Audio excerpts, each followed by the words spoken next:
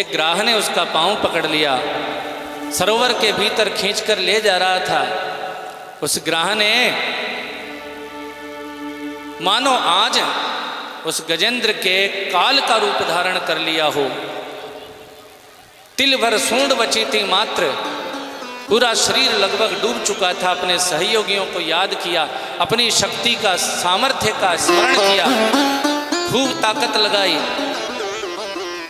बालकों ने, पत्नियों ने भी बहुत प्रयास किया पिताजी को निकालने का, पति को निकालने का, लेकिन वो गजेंद्र बाहर नहीं निकला। और अंत में उसने देखा सब मुझे संकट की घड़ी में छोड़ कर के जाने लगे हैं। और बंधुओं, उसने भगवान की स्तुति की, भगवान को पुकारा। बड़ा सुंदर गजेंद्र मोक्ष का वर्णन किया गया है।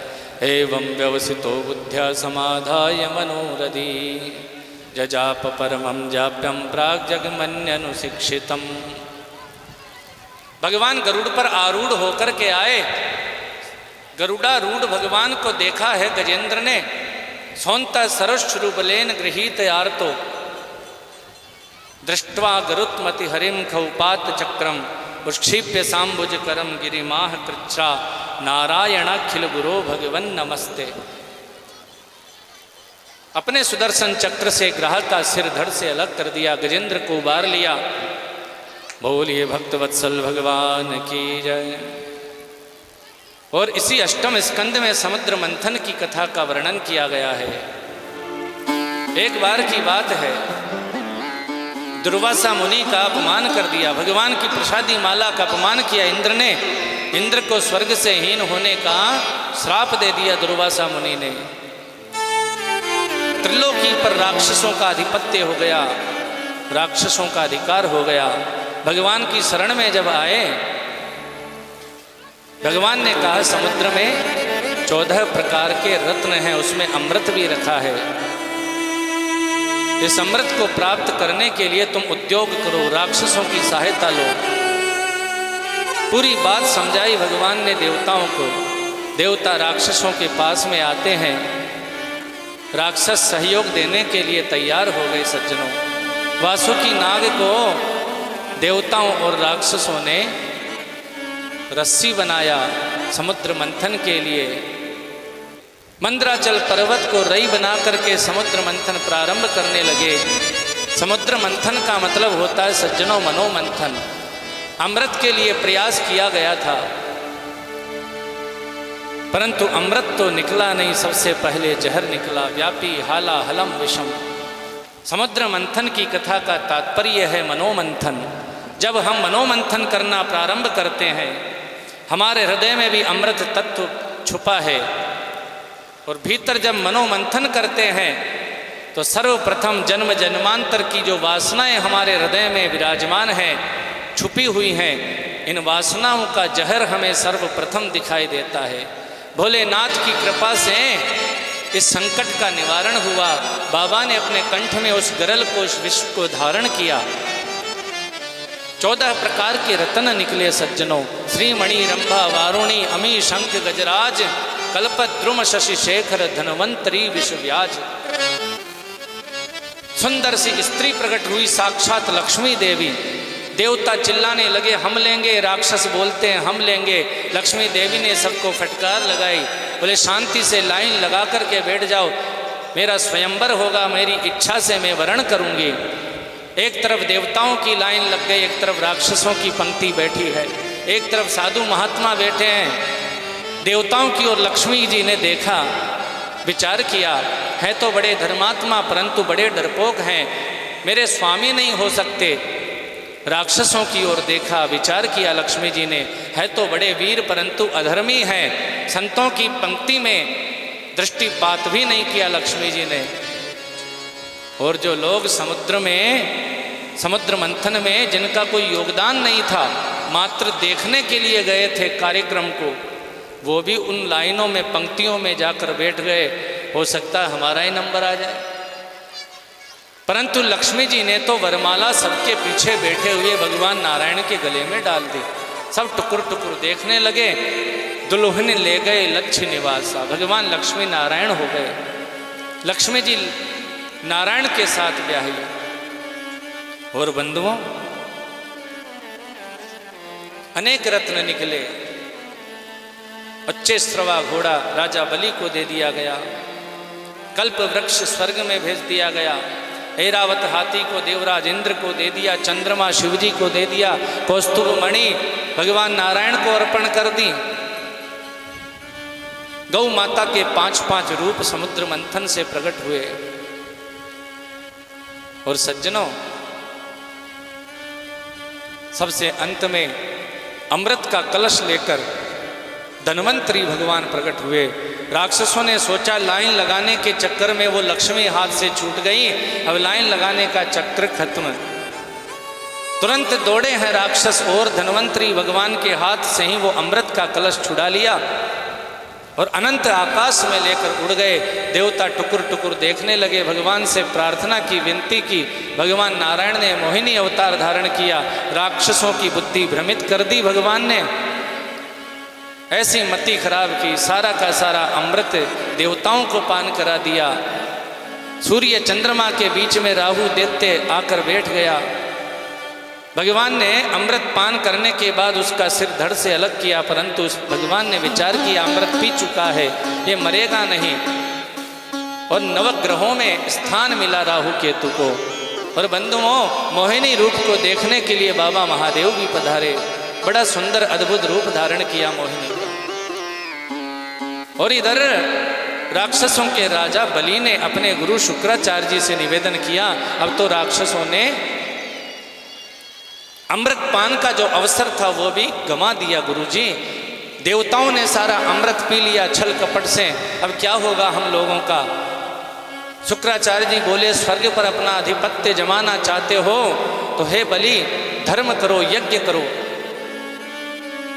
यज्ञ के बहाने तुम्हें स्वर्ग की पुनः प्राप्ति हो जाएगी। सुंदर सुंदर यज्ञ अनुष्ठान प्रारंभ कर दिए। गुरु की संतों की सेवा करने लगे राजा बलि। गुरुजी ने आशीर्वाद दे दिया, जाओ बेटा मेरा आशीर्वाद कर दो स्वर्ग पर। गुरु के आशीर्वाद से बलि ने केवल स्वर्ग लोक को ही नहीं, तीनों लोकों को अपने अधिपत्य में वापस अपने अधिकार में कर लिया। देवता मारे मारे फिरने लगे। कश्यप मुनि से उनकी पत्नी माता अदिति ने बड़ा निवेदन किया। कश्यप मुनि ने अनुष्ठान बतलाया, पयोव्रत नाम का अनुष्ठान बया निवेदन नियम से, नियम पूर्वक माता अदिति ने संपन्न किया। और इस तप के, इस अनुष्ठान के परिणाम स्वरूप भाद्रपद की शुक्ल पक्ष की द्वादशी तिथि के दिन भगवान नारायण वामन रूप से माता कश्यप अदिति के आंगन में प्रकट हो गए। वामन अवतार धारण कर लिया भगवान ने। बोलिए वामन भगवान की जय। वामन अवतार धारण करके अपने गुरुजी के पास में प्रणाम करते हैं। किसी ने छत्र अर्पण किया वामन भगवान को, किसी ने भिक्षा अर्पण की, किसी ने भिक्षा पात्र। भिक्षाम भगवतीम दद्यात्, अपने गुरुजी को भिक्षा अर्पण करने के लिए आए। गुरुजी ने कहा, सच्ची भिक्षा तो हम तभी समझेंगे जब राजा बलि के द्वार पर आप त्रिलोकी की भिक्षा लेकर आओगे। भगवान अपने माता पिता गुरुदेव को प्रणाम करके राजा बलि के यज्ञ मंडप पर द्वार पर पहुंच गए। बलि ने वामन भगवान के सौंदर्य को देखा तो देखते ही रह गए, पानी पानी हो गए भगवान के त्याग को, तपस्या को देखकर। वामन भगवान के माथे पर ब्रह्म तेज झलक रहा था। हवन के बीच में से उठ करके आ गए, चरणों में प्रणाम किया वामन भगवान को। क्या सेवा करूं आपकी। वामन भगवान बोले, मैं तो किसी से कुछ लेता ही नहीं हूं। ये लोभ बड़ा भयानक शत्रु है। आज यदि 1 लाख रुपए किसी से ले लिए मैंने दान में, कल 10 लाख रुपए लेने की इच्छा होगी। लाभेन वर्धते लोभ है, इसलिए मैंने तो लेने देने का काम ही समाप्त कर दिया। बलि, किसी से कुछ नहीं लेता मैं। राजा बलि बोले, नहीं, मुझसे कुछ सेवा स्वीकार करनी पड़ेगी आपको। मैं बड़ा ब्राह्मणों का सेवक हूँ। मेरे द्वार पर कोई ब्राह्मण आ जाता है तो वो बिना लिए वापस नहीं जा सकता। बार बार निवेदन पर निवेदन कर रहे थे। राजा बलि भगवान बोले, लेता हूँ तो मेरा नियम बिगड़ता, नहीं लेता हूँ तो तुम्हारे मन में कष्ट होता है। ऐसा कोई बीच का मार्ग देख लेते हैं, बीच का रास्ता निकाल लेते हैं। ऐसा करो, पदानि त्रीणि राजेंद्र सम्मितानि पदाम मम, तुम मुझे 3 पाँव धरती दान में दो। राजा बलि तो जोर से हंस पड़े, तुम्हें मांगना भी नहीं आता ब्राह्मण देवता? मेरे जैसे त्रिलोकीनाथ, मेरे जैसे सम्राट के पास में आकर के तुमने मांगी तो 3 पाँव धरती मांगी बस? अरे और ज़्यादा मांग लेते। नहीं नहीं, हमें मात्र 3 पाँव धरती चाहिए। मेरे राक्षसों से नपवा देता हूँ, 10, 20, 50 बीघा जमीन नाप देंगे। नहीं नहीं राजा बलि, मुझे 3 पाँव धरती देना है तो मैं तुमसे कह देता हूँ, मैं अपने पाँव से नापूंगा 3 पाँव धरती। बलि तैयार हो गए, ठीक है महाराज, जिसमें आपकी राजी हो उसी में मेरी राजी है। भगवान धीरे से मुस्कुराए। वामन भगवान बोले, राजा बलि, ब्राह्मण को दान देना नहीं आता तुम्हें? पहले संकल्प किया जाता है। संकल्प की बात सुनकर राजा बलि पानी पानी हो गए। क्या संकल्प करूं 3 पाँव धरती का? भगवान जहाँ से आपकी इच्छा हो वहाँ से नाप लो। 3 पाँव के बजाय आप 6 पाँव धरती ले लो, कौन मना करता है? मेरी इच्छा होती है मैं आपको अपना सर्वस्व दान कर दूं, सब कुछ लुटा दूं आपके चरणों में। आप क्यों संकोच करते हैं भगवान? वामन भगवान बोले, नहीं नहीं, बिना संकल्प के हम नहीं लेंगे। संकल्प को लेकर जिद चल रही थी। शुक्राचार्य जी ने वामन भगवान की ओर ध्यान करके देखा, आंखें बंद की। शुक्राचार्य जी महाराज को चतुर्भुज नारायण का दर्शन हुआ। वामन रूप में चतुर्भुज नारायण का दर्शन हुआ। अरे बलि, ऐसा वेरोचने साक्षात भगवान विष्णुरव्यया कश्यपा अदितेर्जातो देवानाम कार्य साधक। इसके छल में तुम्हें फंसने की आवश्यकता नहीं है, बड़ा कपटी है ये साक्षात नारायण है। 3 पाँव का यदि तुमने संकल्प कर लिया, 2 पाँव से संपूर्ण त्रिलोकी को नाप देंगे ये। तीसरा पाँव देने के लिए तुम्हारे पास में कोई स्थान नहीं बचेगा, कोई धन संपत्ति नहीं बचेगी तुम्हारे पास देने के लिए। इसलिए कह दो कि बाद में आना पंडित जी महाराज, बाद में देखेंगे। राजा बलि पानी पानी हो गए। गुरुजी, भगवान मेरे द्वार पर खड़े हैं और आप कहते हैं मैं झूठ बोल जाऊं, मैं अपने वचन से मुकर जाऊं, ऐसा कभी नहीं हो सकता। अरे गुरुजी, मेरे तो दोनों हाथों में लड्डू हैं। यदि कोई ये साधारण ब्रह्मचारी बालक है तो 3 पाँव से 3.25 पाँव भी नहीं लेगा, और यदि ये कोई साक्षात नारायण है